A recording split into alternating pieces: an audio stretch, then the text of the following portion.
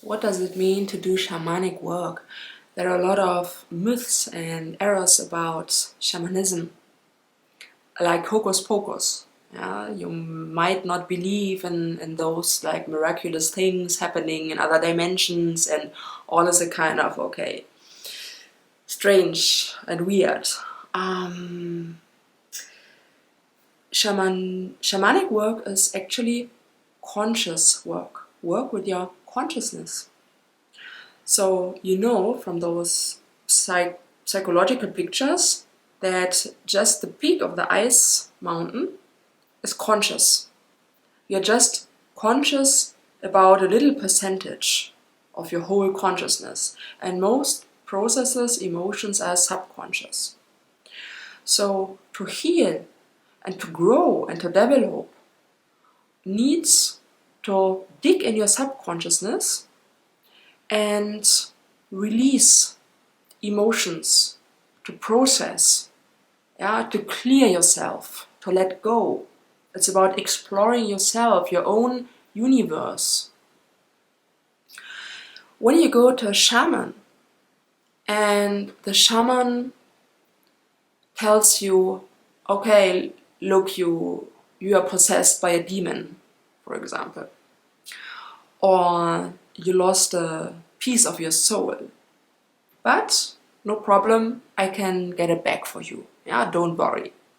This is already a red flag, because this is not about your consciousness and your own inner conscious work. It's about a shaman who pretends he can solve this problem for you. So, when the shaman tells you, for example, you lost a piece of your soul and he can get it back for you, it's not efficient. Of course, the shaman can go in trance and he can see the part of your soul that got lost. He can even call it inside the room. Yeah, he can make a bundle of other parts with your soul. He can see your energy system, what was split at some point and why. So he can bring the whole picture into the space. That's possible. But it doesn't serve you because you don't feel it. You are lying there maybe and you expect the shaman now to do something for you, what you should do yourself. So you need to feel those split parts of your soul. It doesn't serve you if just the shaman sees it. And even if this shaman is trying to integrate it into your body and heal your energy system, you still need to feel it yourself. So there are three possibilities mainly what can happen when you are in such a session. Either while the shaman does his work or her work, you feel nothing. You just, okay. It's just like nothing happening for you in your consciousness. Yeah, and you're maybe disappointed. You go out of that session and say, okay, I didn't feel anything. Maybe something happened. I don't know. We'll see. Yeah. Another possibility is that you work with your imagination, because you know the shaman is doing something now and is working on you. So you think, okay, like maybe this is happening and an angel is coming and shows him this part and I want to have it back and it's this and that, and you just imagine, like it's like a hallucination. Yeah, it works in your fantasy, in your head. It's not really happening in your soul, deep in your energy system. So you don't gain anything back. A third possibility, and that's the best possibility, would be that you know the shaman is working with yourself. So you want to support that process, or like participate in that process, and you connect deeply with yourself, with your soul, and you see a part inside you, like you feel a part inside you that you are missing. From childhood, maybe a pain inside you comes up, or shame, or a deep belonging, like longing for love, and you feel, okay, there's something missing. Where did I lose that? Okay, maybe I think I was 3 years old and this and that happened. And you understand that shame and guilt or pain is the blockage of feeling what is beyond, and the split part, what you can't reach. Yeah? So in order to gain that back, this part of your soul, you need to go through that pain, through that shame or guilt. And maybe you do that a little bit in that session, and you come in connection with this part you lost. Yeah? So then you gained something out of that session, but just because you did the work yourself inside you. Not the shaman. He did whatever he did in his energy realm, but you did for yourself your energy work, your conscious work. So what I do, for example, is when I feel a split part of the soul, I would call it into the space, like feel it, and then try to bring my client in connection with this part and ask my client, what happened when you were 3 or 4? Did you have any problems with your parents? How did your father treat you? Which pain do you feel now in your heart? Can you explain me more? And like guide the person back into that trauma of the childhood, where this child just split a part of the soul away, like to protect themselves.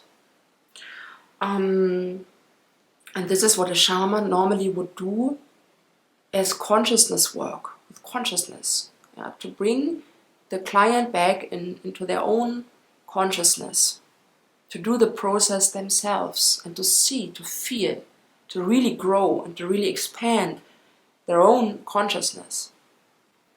The same with a demon. Yeah, when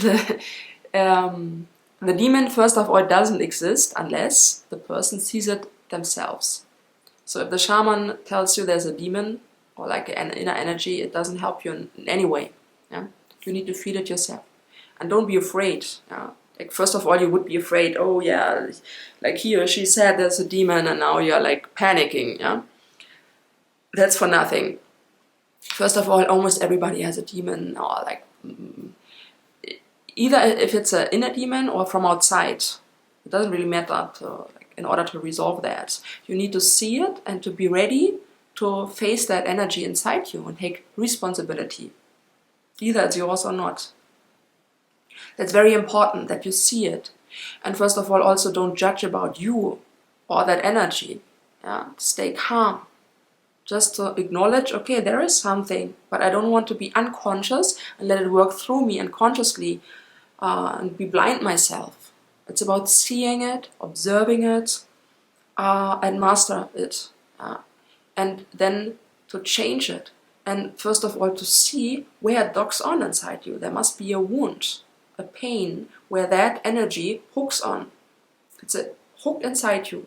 And until you don't heal this hook, this certain pain, this certain wound inside you, even if the shaman manages to throw it out, like to pull it out of you, it would come back because the wound is still there. Yeah? So to get rid of a foreign energy is your own responsibility. And the shaman can't do that on long term. It's not possible. So it's about seeing it, seeing the wound behind, take care of the wound behind, work with self-love, with self-acceptance, and with mastery and with consciousness, and either transform that energy or send it away in peace. Yeah, look through that, like get transparent and release it out of your energy system. And this is a step you can just do for yourself. So shamanic work is your own work. You do the shamanic work with yourself. You are your own inner shaman. It's not somebody from outside. So the shaman from outside, his responsibility is to, because he sees in the beginning more than you, he can feel more than you, but he needs to make you aware, and that's his job. He needs to make you aware about your energy system, about your problems, about your feelings and unresolved processes. And he can bring you in connection with that in order to guide you through it, yeah, to give you skills, to give you tools. But you need to feel and to see it yourself, and unless you don't feel it and see it yourself, you're lost in the space of responsibility from somebody else who can do whatever he wants or she wants. So be aware of shamans who tell you they can resolve things for you. Yeah? do it yourself with their guidance and their help, and then it's priceless. Yeah, it's not hocus pocus. It's all something what's reality, what's happening. Yeah, when you feel it yourself, because when you feel it yourself, it's your truth. If you want to work deeper with that and explore your consciousness, I do the shamanic work and guidance. So you can go on my website and book a private session or a training one-to-one. It's always individual, online. I'm here for you, and I would love to meet you at some point.